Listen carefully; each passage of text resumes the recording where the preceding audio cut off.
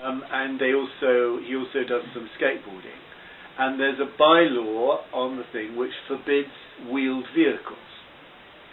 And this bylaw is obviously to prevent cars, and it isn't appropriate for this. So, because he's trying to involve with local issues, he raised an objection with the local council, with the people that run the park, and he just got a letter back to say they agree, but the Home Office is currently centralising all bylaws for parks, and therefore there's nothing they can do about it. Now, spare us.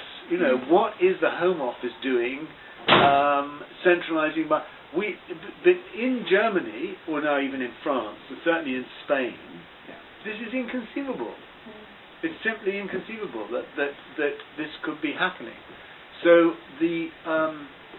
we're exposed to the wrong kind of tidying up under our Constitution in a way that may not have existed before, and that's why the point about federal constitutionalizing, entrenching local powers permits difference and secures difference, which I think, the other thing I would just say, because I think this is a very interesting aspect of us in terms of the British people, British political culture, is one of the very striking things when back at the beginning, that's the last thing I should say, when Charter 88 began, people would look very sniffily at these reforms and say, oh, it's not politics, oh, it won't possibly work, oh, parliaments in Scotland and Wales, all that sort of stuff. You heard those voices, those tones.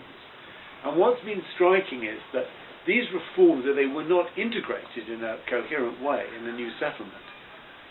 The London Mayor, independence of the Bank of England, whatever it may be, Scotland, Wales, Human Rights Act, wherever a real reform has taken place, which isn't just about having a consultation, wherever a real transfer of power has taken place, whether you like it or not, it's worked. The British people will step up to the plate. So the Welsh is a very interesting example of that, because morally they lost the referendum for a Welsh Parliament. It sneaked through on the narrowest of majorities, but it was a real devolution of power. And a real assembly has been created, and that now is demanding powers more like Scotland.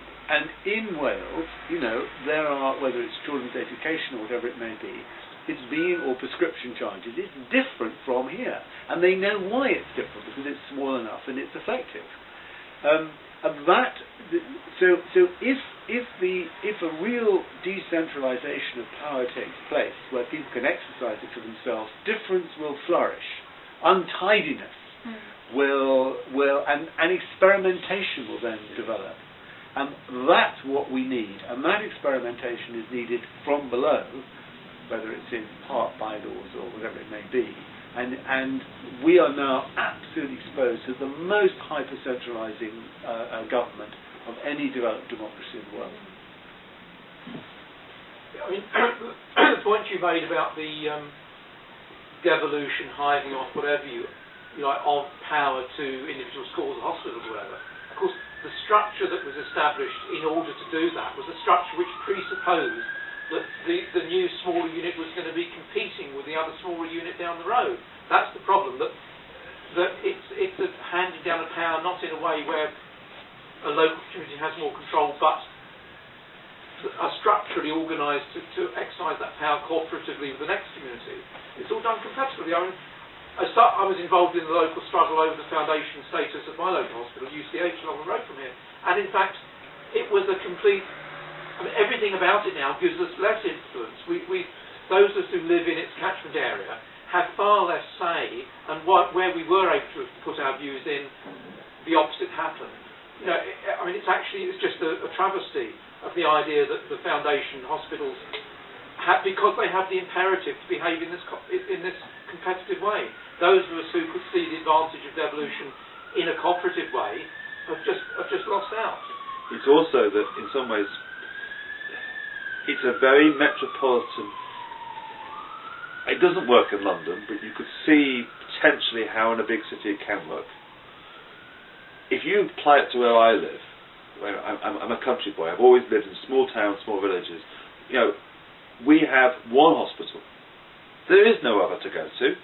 So there is never going to be any competition with any other hospital, because you have to go so far that you're dead halfway before you get to the next hospital. So what's the point?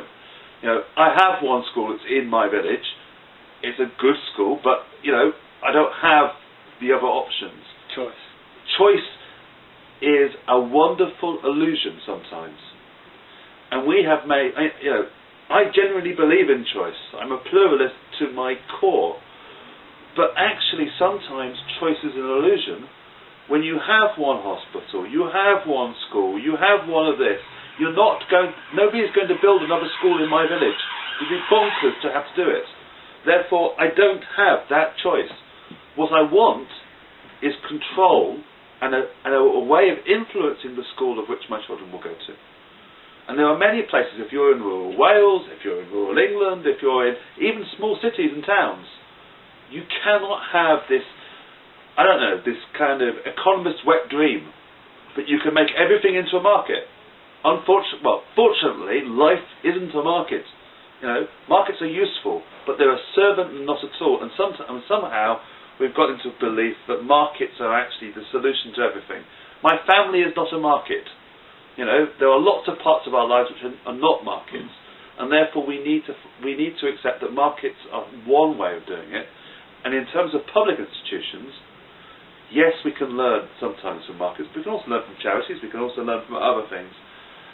And therefore, I hope we're entering a new world where the watchword is about control and diversity and pluralism, rather than, and we get that through democracy, rather than through the market and consumerism. But maybe that's because I'm a naive idealist. If there are no more questions, can I? Oh, yeah. I'd be interested to know what you think about global corporate power. You mentioned smashing the state, as if that's the only source of power around. Global corporate power is surely on almost equal footing, if not more so. Yeah. I think I think that comes back to what I talked about of how do we globalise and how do we localise? Because ultimately, you aren't going. If you're going to control large corporations, you aren't going to do it by Essex County Council. Even though I'm a fan of Essex, I live on the border of it. But it can't control Tesco's, let alone even bigger corporations. I agree. I see a state that's being blown around by global corporations. Taking your analogy of the car, I'm all about seeing a little yacht in the ocean. There's great amount of winds coming from elsewhere. And therefore, I think one of the big challenges is how do you build a democracy on a global level?